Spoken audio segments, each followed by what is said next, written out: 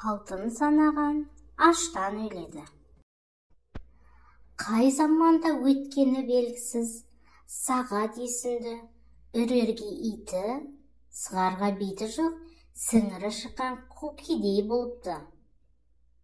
Ол бірде ашықтан көзі қарайып, басы ауған жаққа қаңқалақтап келе жатыпты. Әбден қалжырап, иығы меңдеген байғұс сәл тынығып алайын деп, бір құмайт жерге жантая кетті. Арқасына аяздай батқан жоқшылық ұйықтаса да қырсыңнан қалмаса керек.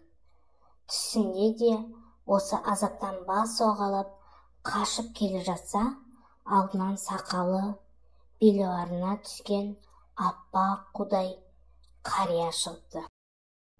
Жарлының жолын кес-кестеп, «Оян!» депті.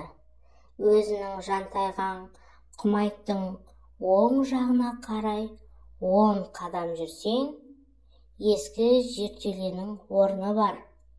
Сол арада қираған ошақтың астын сынық сүйемдей қазсаң, Сүлеймен саудагердің былғары сақтияны табылар. Сақтияның аузын ашып жапқан сайын, ішінен бір теңгелік алтын ділдә аласың. Енді қалған өміріңе бұйырған несібе осы, қанағат қылсаң, қарның дояды, дейді де ғайып болады. Жүрегі алып ұшып, орнынан атып тұрған сағат, ұйықтаған жерінен оңға қарай 10 адым тастайды. Опырылған жертөленің оқпандай орнына кезігеді.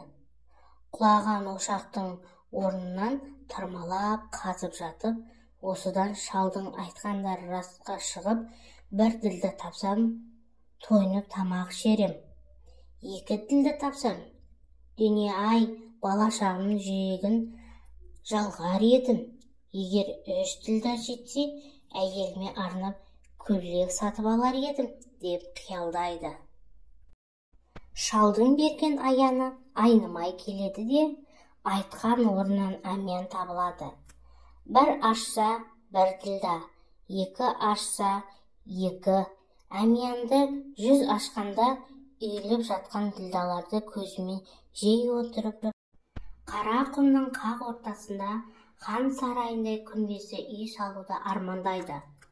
Қарнының ашқаннан да, балаларын да, бұл дүниеде әйелінің бар екен де ұмытады.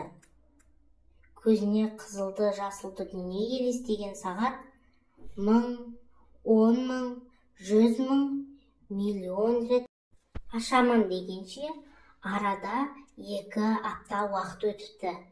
Өстіп отырғанда, дүние қоңыз сорлының жүрегі үзіліп, бұл дүниемен қош айтысқан деседі.